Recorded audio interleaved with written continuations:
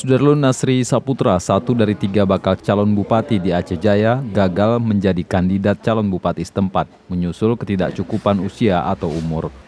Keputusan ini disampaikan Komisi Independen Pemilihan Kabupaten Aceh Jaya dalam rapat pleno Senin lalu.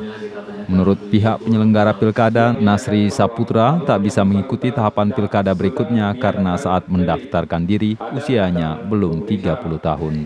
Nasri Saputra sendiri lahir 14 Oktober 1986 dan dinyatakan kekurangan usia sekitar 23 hari.